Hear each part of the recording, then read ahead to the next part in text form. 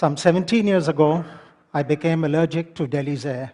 My doctors told me that my lung capacity had gone down to 70%, and it was killing me. With the help of IIT, TERI, and learnings from NASA, we discovered that there are 3 basic green plants, common green plants, with which we can grow all the fresh air we need indoors to keep us healthy. We've also found that you can reduce the fresh air requirements into the building while maintaining industry indoor air quality standards.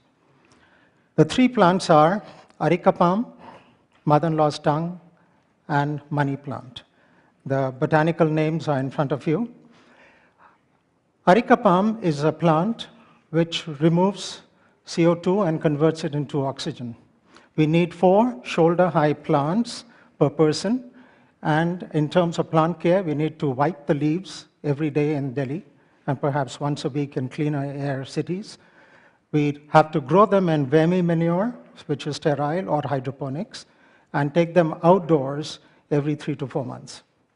The second plant is mother-in-law's tongue, which is again a very common plant, and we call it a bedroom plant because it converts CO2 into oxygen at night.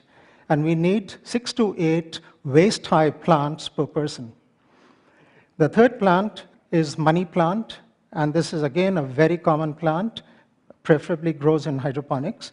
And this particular plant removes formaldehydes and other volatile chemicals.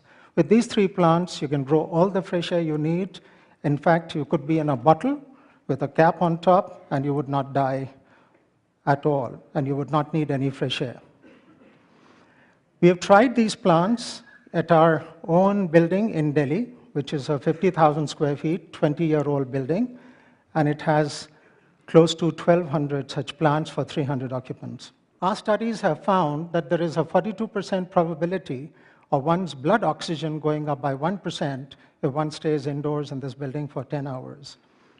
The government of India has discovered or published a study to show that this is the healthiest building in New Delhi. And the studies show that there is compared to other buildings, there is a reduced incidence of eye irritation by 52%, respiratory systems by 34%, headaches by 24%, lung impairment by 12%, and asthma by 9%. And this study has been published on September 8, 2008, and it's available on the Government of India website.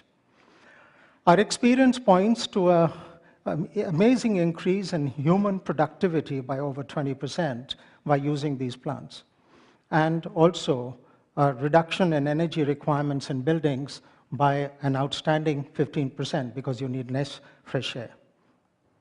We're now replicating this in a 1.75 million square feet building, which will have 60,000 indoor plants. Why is this important? It is also important for environment because the world's energy requirements are expected to grow by 30% in the next decade. 40% of the world's energy is taken up by buildings currently, and 60% of the world's population will be living in buildings in cities with population of over 1 million in the next 15 years. And there is a growing preference for living and working in air-conditioned spaces.